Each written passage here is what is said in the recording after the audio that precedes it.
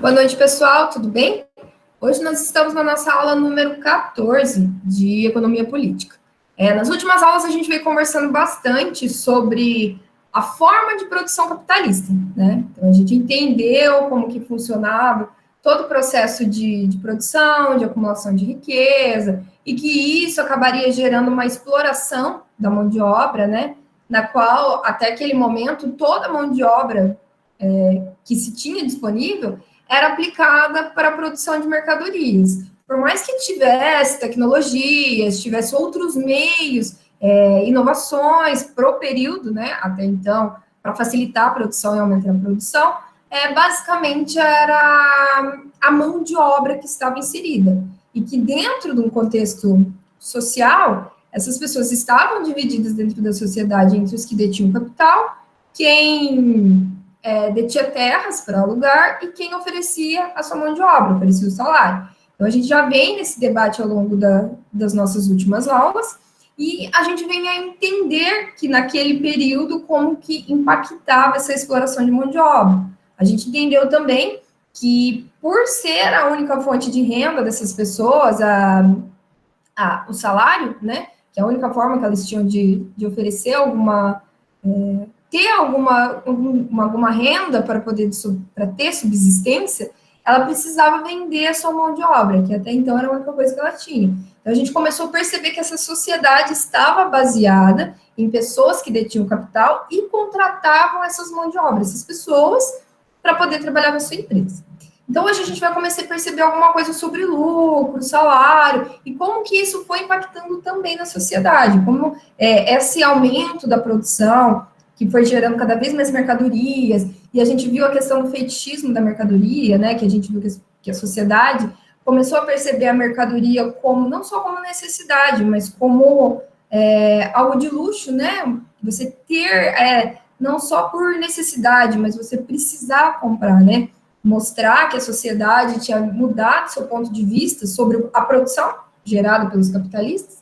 Então, isso também impactaria direto na geração de lucros, e como que isso impactar no recebimento de salário, já que ela dependia da mão de obra para que essa produção aumentasse, para que esse lucro, por consequência, aumentasse. Então, eu vou compartilhar minha tela com vocês, para facilitar as nossas ideias aqui.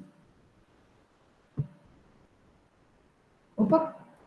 Então, a gente vai falar um pouco sobre o lucro, produção capitalista e o salário, tá? E vamos avançar um pouquinho nessas ideias. E essa é a nossa aula número 13 e um pouquinho da aula 14 por causa do feriado.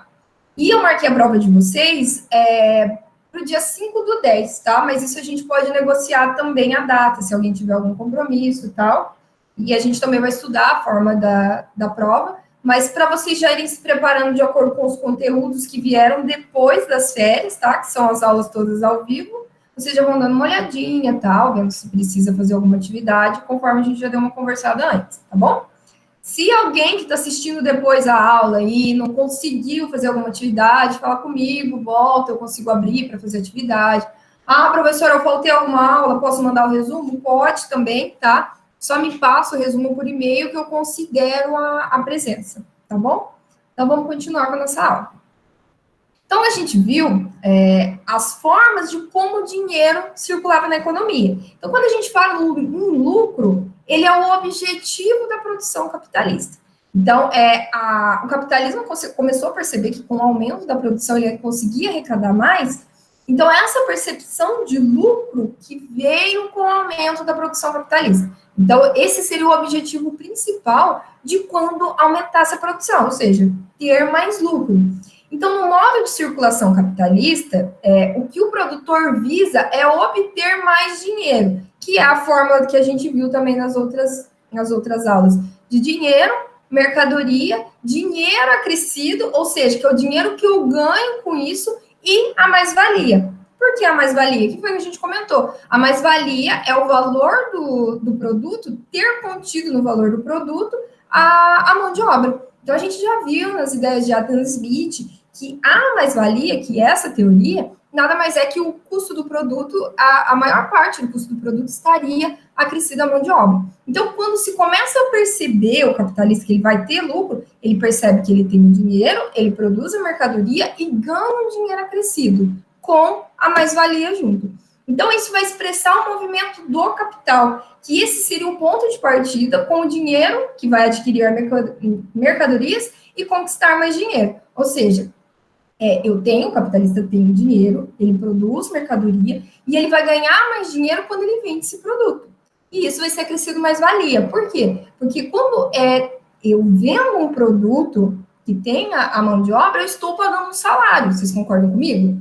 Então, se eu estou vendendo um produto que depende da mão de obra e esse custo está inserido nesse produto, eu estou gerando renda. Eu estou desembolsando, vamos dizer, a renda para alguém que está me pagando em volta mão de obra, certo? Então, isso vai estar gerando salário. E se eu gero salário, eu vou gerar mais consumo. Então, fazer mercadorias com o dinheiro que possui é uma forma de conquistar mais dinheiro. Então, começa a ter essa percepção que quanto mais dinheiro eu tenho, mais mercadorias eu vou fazer e mais dinheiro eu vou ter. E isso com a geração de renda, porque quando eu pago renda, eu estou, não incentivando, eu vou acabar gerando consumo, porque as pessoas precisam consumir.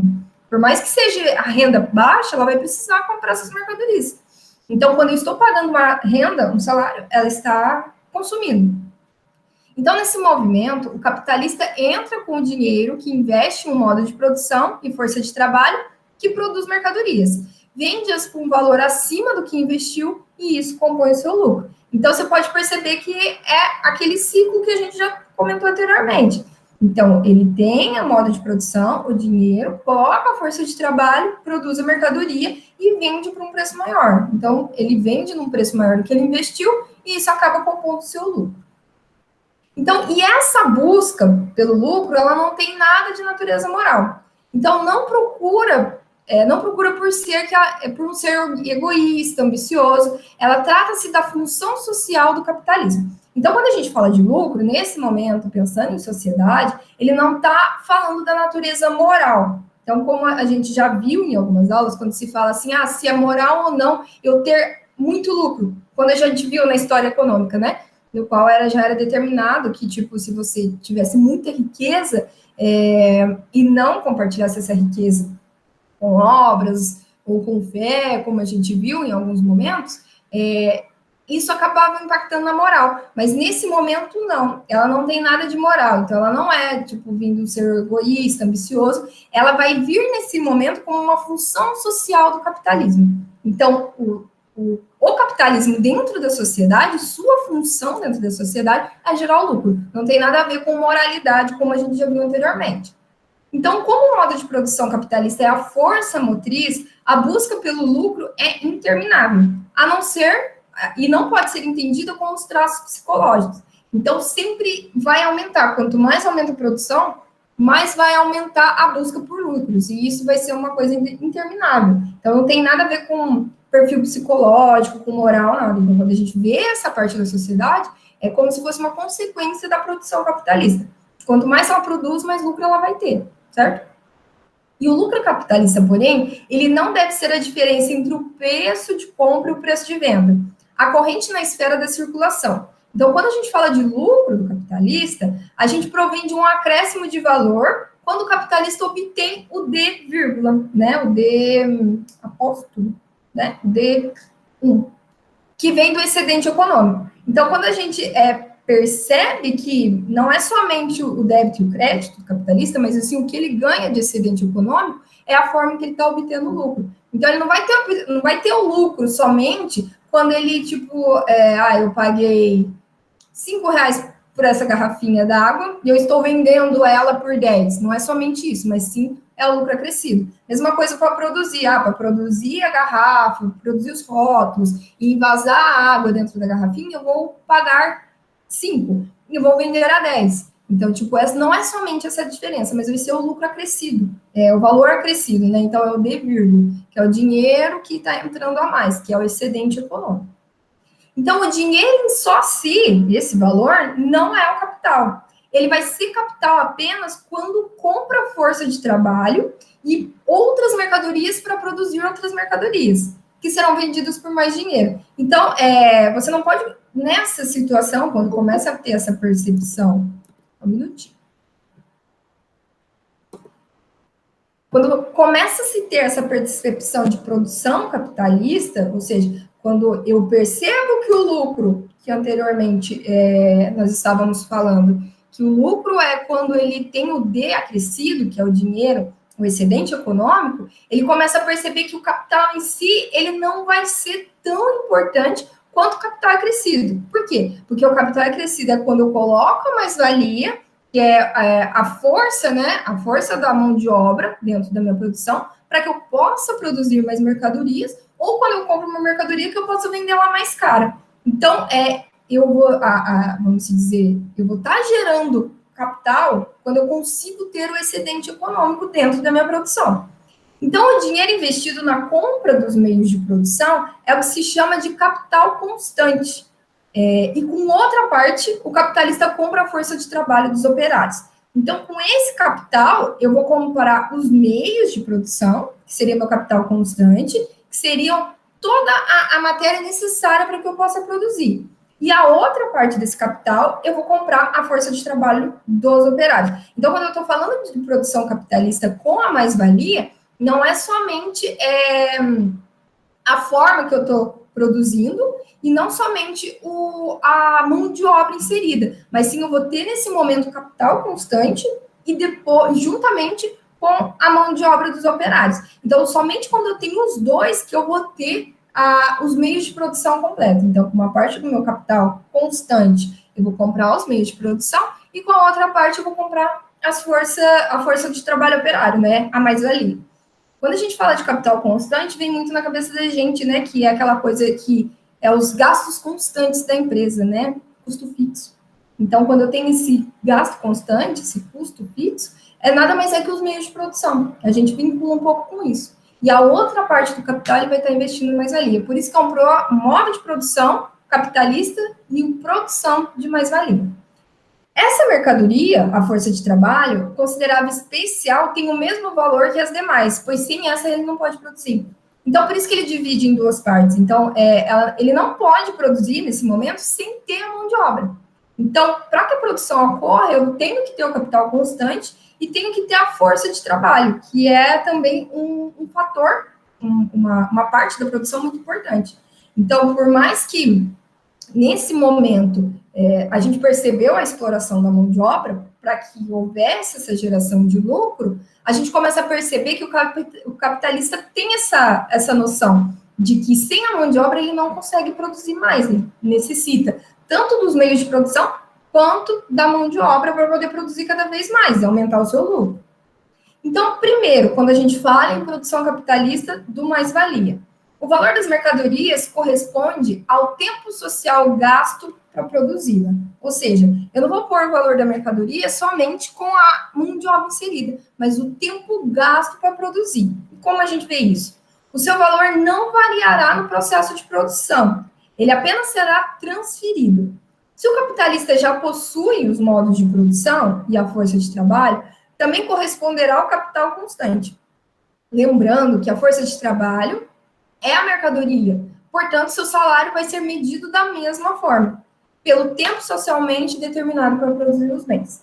Então, como eu vou vender a minha mercadoria, como o valor da mercadoria estará no tempo social gasto para produzir, o quanto que a sociedade, o quanto que essa empresa está gastando para produzir essa mercadoria, o pagamento do salário também vai ser dessa forma, quanto que cada operário gasta para produzir uma mercadoria.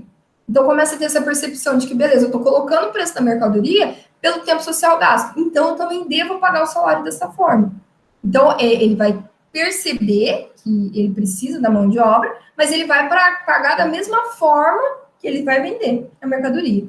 Então, dentre esses bens, deve-se levar em consideração as necessidades fisiológicas e as que resultam em necessidades sociais. Então, quando fala de tempo social gasto, não é somente aquele tempo de ficar trabalhando muito tempo na empresa porque eu vou estar ganhando mais. Ele começa a perceber nessa sociedade que esses operários também teriam que ter tempo para lazer, educação, tipo, fazer outras coisas dentro da sociedade que não só ficar dentro da empresa trabalhando muito. Por quê? Porque até então, o tempo, quanto mais tempo ele ficava, mais ele ganhava. E se ele não ficasse tanto tempo, tinha vários operários que acabavam substituindo, que foi o que a gente viu também. Como o desemprego era muito grande, então tinha muitas pessoas precisando de trabalho. Então, acabava substituindo muito rápido. Então, começa a se ter essa percepção dentro da sociedade que os operários não produziriam tão bem ficando tanto tempo trabalhando, mas que dentro desse tempo social gasto para produzir, ainda tinha essa questão de necessidade fisiológica, ok? Então, até aqui, não observamos como se dá a obtenção de lucro, ou seja, que a diferença que se mascarar na força de trabalho e ela vai se revelar naquilo que faz dela uma mercadoria especial. Então, o que faz trazer essa mercadoria para ela ter mais lucro em relação à outra? Não só com a relação da força de trabalho, mas aqui destaca ela em relação às demais, que vai fazer ela ter mais lucro. Então, comprando a força de trabalho, o capitalista tem direito de dispor do seu valor de uso, da capacidade de movimentar os meios de produção. Então, como ele compra a força de trabalho, ele sabe e ele vai ver qual é a capacidade de movimentar tudo isso, né? E como que ele vai dispor desse valor de uso. Então, a força de trabalho, ela vai produzir um traço único e há de produzir mais mercadorias do que o necessário e ela vai gerar um valor maior. Então, a força de trabalho, que vai dentro daquelas necessidades que nós falamos anteriormente, quando suprida, ela que vai mostrar se ela vai produzir mais mercadorias ou menos mercadorias. E a relação entre capital constante e capital variável vai denominar a composição orgânica do capital. Então, conforme a gente tem o capital constante, que é os meios de produção, e o capital variável, que é a força de trabalho, a gente vai perceber essa composição orgânica, que é o quanto que esse capital está gerando, certo? Então, o salário, como a gente fala, vai ser o preço pago pela força de trabalho. E essa, sim, como as demais mercadorias, é regida pela lei do valor. Então, a gente vai perceber que quando tem um aumento da produção, como a gente viu na primeira parte, depois que tem essa percepção do valor social e de como se pode obter o lucro, a gente cai na forma do salário concreto, que como que eu vou estar pagando esse salário para essa força de trabalho? Porque sem a força de trabalho eu não vou produzir. Então, lembrando que o valor pago a essa mercadoria deve garantir a sobrevivência fisiológica e social dos trabalhadores, pois, ao contrário, haverá queda na produção. E, em alguns casos, o capitalista é obrigado a pagar o valor de mercado para que não haja desperdício na produção. Ou seja, quando está suprindo essas duas necessidades, aí o salário vai ser, pago da maneira correta. Por quê? Porque além de garantir as necessidades dos operários, ele também vai produzir mais, porque ele vai ter tempo para o lazer, para a educação, para fazer outras coisas além do trabalho. Para que isso não seja, para que não haja desperdício na produção, que isso não é o objetivo do capitalista, lembrando sempre que tudo isso que a gente está falando aqui para melhorar a vida do trabalhador, não é por causa do trabalhador, é por causa do objetivo do capitalista, porque ele precisa que continue produzindo, certo? Então, se eu tenho uma mão de obra trabalhando, e essa mão de obra está, vamos dizer, produzindo cada vez mais, em forma crescente, eu vou pagar o salário, que é o valor constante, mais o valor do salário da minha mercadoria. Então, o custo da minha mercadoria vai ser do tempo gasto. Então, mesmo que, esse valor não chegue, né, vamos dizer, que o valor pago a essa mercadoria não cubra a sobrevivência biológica e social do operário, ele acaba cumprindo um preço de mercado para que aquele operário receba e que não haja desperdício da produção. E uma forma do capitalista baratear a força de trabalho é o desemprego. Então, quando aumenta a lei da procura, faz os trabalhadores pressionar para que haja os acréscimos. Então, o que faz o capitalista dentro dessa sociedade? Não é pagar salários muito altos e acabar perdendo muito, ou seja, quanto maior o salário, maior seria o valor da mercadoria, correto? E o que vai fazer que esse salário seja controlado, vamos dizer, a força que faz isso, é o desemprego. Então, se tem um aumento da procura por trabalho, eu consigo, vamos dizer, que trabalhar o pagamento, eu consigo pagar menos para essa força de trabalho. Agora, se não há tanta procura por trabalho, esse impulsiona para que os operários procurem acréscimo. Lembrando que nessa sociedade que a gente está falando, nesse período que nós estamos estudando a economia política, a gente ainda não tem a questão de qualificação, que agrega o valor, beleza, tem desemprego, mas tem a pessoa qualificada. Não, a gente está falando de força de trabalho, certo? Então, dentro do salário concreto e abstrato, observa-se que somente com a organização de classe e política, os trabalhadores evitariam essa baixa em seus salários. As organizações sindicais e políticos a favor do trabalhador permitem a fixação do salário. Então, note que, para que haja essa compensação, que não caia muito salário devido à força do desemprego, os operários deveriam se organizar em classes e ter políticas de trabalhadores para os trabalhadores que auxiliavam nessa forma, porque, fixariam o salário e não baixaria além daquele valor, porque a sociedade acaba não perdendo com isso.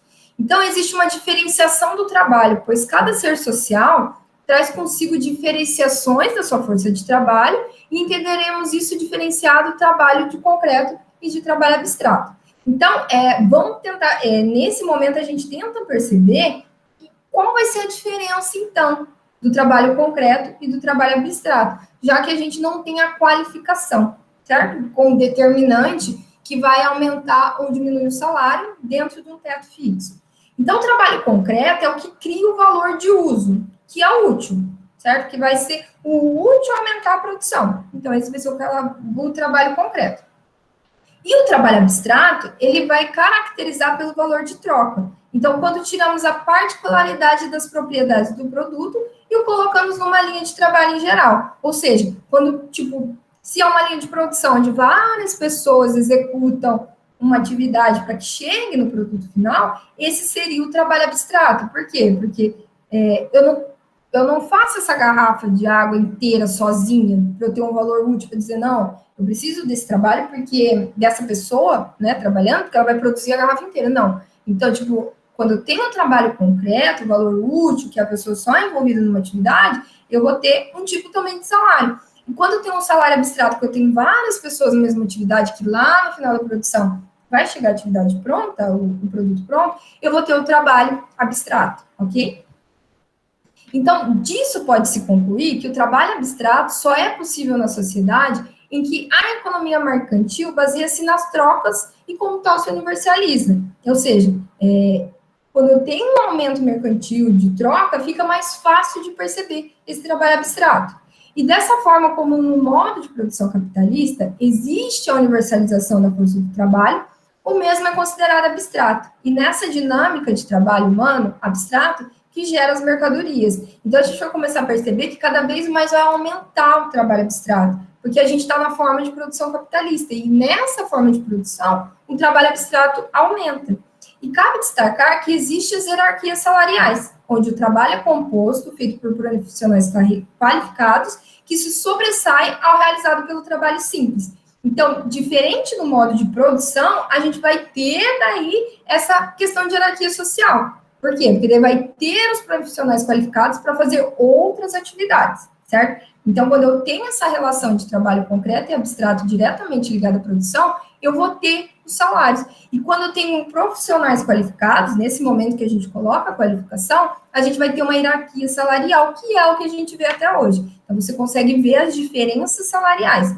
Lógico, hoje a gente vê dentro da produção, um exemplo da empresa que eu trabalho, que existe também a hierarquia salarial. Não é porque está diretamente ligado à produção que não vai ter hierarquia salarial. Dependendo do seu cargo, do que você está envolvido na produção, se você está diretamente ligado ou não, o que você entende sobre a produção, você vai ter hierarquia salarial. Nesse momento, a gente vai conseguir perceber isso na nossa sociedade atual, né?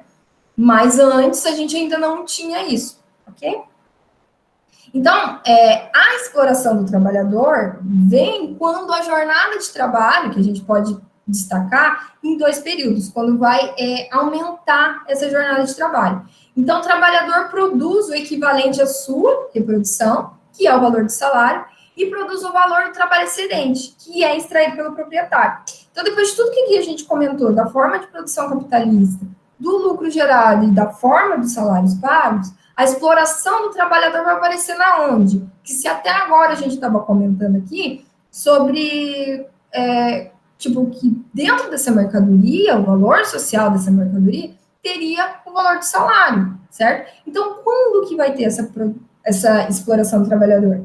Então, o trabalhador vai produzir mais, vai produzir o que é necessário para pagar o seu salário e mais o que vai ser extraído pelo proprietário, que seria o lucro. E nessa relação de trabalho, o trabalhador não percebe que é o trabalho necessário e que é excedente. Então, dentro do seu trabalho, ele não vai começar a perceber que, beleza, eu produzi até aqui e até aqui eu estou pagando meu salário. Daqui para frente é excedente lucro. Não. O trabalhador começa a ser explorado quando ele começa a trabalhar muito, ele paga o seu valor, ele paga o seu salário, e mesmo assim ele continua trabalhando para gerar excedentes. Então, a maioria dos trabalhadores se sentem injustiçados, mas não tem embasamento teórico para descrever essa realidade. Ele não consegue perceber essa situação. Então, como que ele reclamaria que está sendo explorado se ele acaba não tendo esse embasamento teórico? Então, é somente a análise do capitalismo compreendido, na perspectiva do direito do trabalhador, que pode descrever a verdadeira exploração do trabalhador. Então, conhecer o direito, né, saber quais são os direitos do trabalhador, é que fica mais fácil de conhecer e de saber onde está sendo explorado ou não. Então, fica muito difícil você falar assim, eu sou explorado no meu trabalho, ou naquele momento era explorado, se você não sabe dos seus direitos. Então, somente dentro da perspectiva do direito que é possível reclamar sobre salários, sobre excedente de trabalho, sobre toda essa relação que a gente comentou. Então, quando as vanguardas trabalhadoras conhecem essa teoria, suas lutas e objetivos vão adquirir algum sentido. Então, quando essas teorias começam a ser passadas, né, para sindicatos, para os trabalhadores em si, é que vai adquirir algum sentido para eles, tudo isso que a gente acabou de comentar. Então, é na parte do trabalho excedente que o proprietário se interessa e cuida da ampliação do mesmo. Uma das formas é aumentar a jornada de trabalho sem alterar os salários. Então, uma forma de que o capitalista consegue aumentar o seu excedente, ele aumenta as jornadas de trabalho, coloca esses operários para trabalhar mais, sem aumentar o salário dele, mantendo fixo o salário. Mas aumentar a jornada de trabalho, os capitalistas esbarram em dois problemas se ele fizer isso. Uma refere-se à natureza humana, que necessita das estruturas fisiológicas que a gente comentou para garantir a produção, e a outra é a política das reivindicações da classe trabalhadora, que obriga o Estado a regular a relação capital e trabalho. Então, ele pode fazer isso, mas ele vai esbarrar nessas duas situações. Ele pode tentar aumentar a jornada de trabalho do trabalhador, sem aumentar os salários, mas ele vai começar a perceber que a produção não vai ser tão frequente por causa das necessidades sociológicas, e tem a classe trabalhadora também, os sindicatos, o Estado e toda essa regulação que percebe a relação do capital e trabalho. Então, para garantir o excedente, o capitalista investe no ritmo de trabalho intenso, sem ampliar a jornada de trabalho. Esse movimento ficou conhecido como Organização Científica do Trabalho. Então, quando ele consegue fazer que o mesmo operário produza mais no mesmo período de tempo, ele consegue retirar o seu excedente, pagando o mesmo salário e sem ter a reivindicação da classe trabalhadora, sem ter problema com a natureza fisiológica. Claro que vai ter, porque a pessoa vai ter que se dedicar muito mais, mas ele vai acabar meio que conseguindo contornar tudo isso. Então, a organização científica do trabalho é feita, né, para garantir o excedente do capitalista e que sem alterar os direitos do trabalhador. É a forma que ele vai organizar esse trabalho para produzir mais. E ao que se reduz o tempo de trabalho, o excedente produzido ficou conhecido como mais-valia relativa, pois o trabalhador que gastava 2 horas para produzir passou a gastar 1, e na mesma mercadoria. Isso foi possível com o investimento em inovações tecnológicas, o que configura-se com mais uma opção para produzir o excedente, já que o capitalista não podia ampliar a jornada de trabalho. Então, a gente viu, com o passar do tempo, foi aumentando cada vez mais a evolução tecnológica. E as indústrias e os meios de produção se apropriaram muito disso, certo? Por quê? Porque com isso eles conseguiam aumentar a produção com a mesma quantidade de trabalhadores. Então, esses trabalhadores acabaram por se capacitando para poder trabalhar com essas inovações tecnológicas, e essas inovações tecnológicas meio que supriu essa necessidade, porque a mesma máquina pode produzir muito mais que só um operário sozinho, correto? Então, nesse momento, que eu aumento a produção gastando mesmo menos tempo, ou eu tenho o mesmo tempo de trabalho e eu aumento a produção com os excedentes, fica meio conhecido como a mais-valia relativa. Por quê? Eu tenho a mão de obra inserida, né? A gente pode falar assim, professora, é necessário pessoas para dirigir máquinas. Isso a gente sabe, que as máquinas precisam de pessoas para serem operadas. Então, ela ficou conhecida como mais-valia relativa, porque eu tenho a força de trabalho inserida no custo de produção, mas eu vou ter as inovações tecnológicas que aumentam a produção do capitalista. Isso tudo aumentando o lucro, que a gente viu no começo, aumentando a produção, o salário pago dentro das necessidades fisiológicas e tendo o direito do trabalhador, cumprindo todos os pré-requisitos para produzir, podemos dizer assim, certo? Voltando com vocês. Então, note-se que, dentro desse modo de produção capitalista, no qual que a gente vai observando dentro da sociedade, a gente viu que o quanto isso vem evoluindo. Que, lógico, se a gente for pensar no momento da Revolução Industrial, naquele momento onde havia muita exploração do trabalhador, algumas percepções não eram tão claras, conforme foi dito na aula. O próprio trabalhador não sabia em si por que brigar e como brigar, sem saber se está sendo explorado ou não. Como o desemprego era muito grande, ele era muito fácil ser trocado por uma outra mão de obra.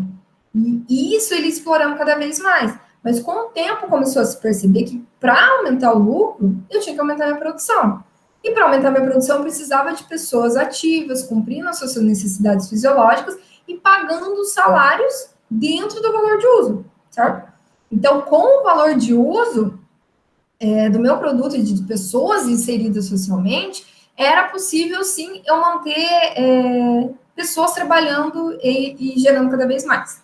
E isso a gente acabou impactando na relação de salário, que seria o valor útil e o valor abstrato, certo? Que teria essa diferenciação do salário.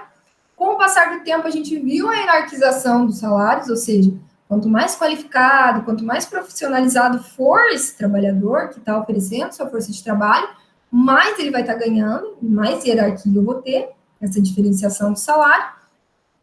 E, no final, a gente conseguiu perceber que essa exploração do trabalhador, do ponto de vista dos autores, claro, essa exploração do trabalhador, ela é simplesmente mascarada, né? Ficou como uma mais-valia relativa. Por quê? Porque a inovação tecnológica veio para auxiliar, que consegue-se, né, produzir ainda muito mais, mas mesmo assim ainda existe a necessidade do trabalhador, certo?